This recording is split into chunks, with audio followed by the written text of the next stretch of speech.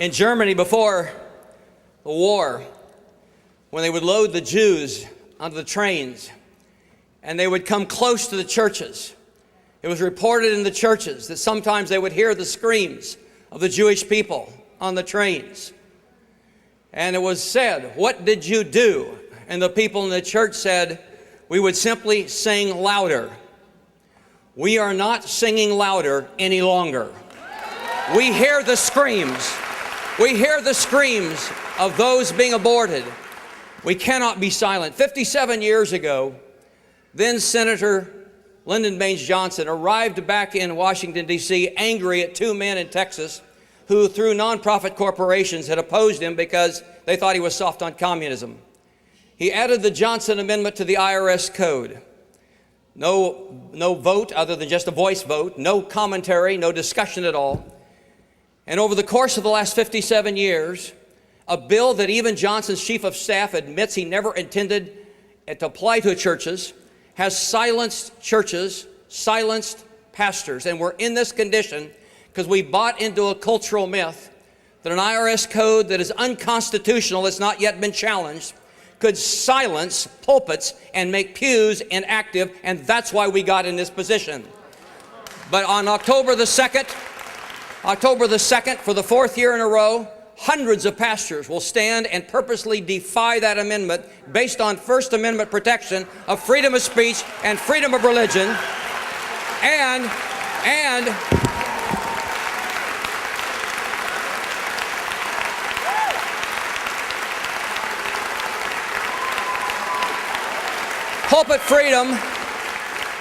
pulpitfreedom.com is a movement because government intrusion should not come into the pulpit. We've allowed them to silence on this issue. It is not right versus left. This is right versus wrong. And as prophets of God, any senator or any House of Representatives or any legislative person who would dare stand for abortion will be exposed from the pulpits for exactly what they are. This is sin. We must call it what it is. It's wrong, and it must stop now.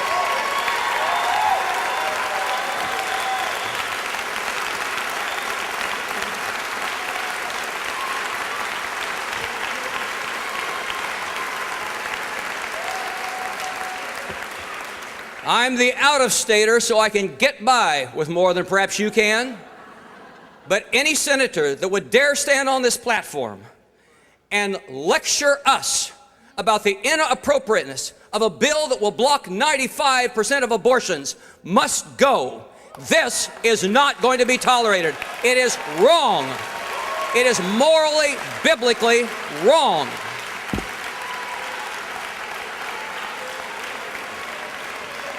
My wife struggles with stage 4 cancer. It's been an intense battle. And there's an axiom among cancer patients. If your doctor takes away your hope of life, get a new doctor. If your senator takes away the issue of life, get a new senator.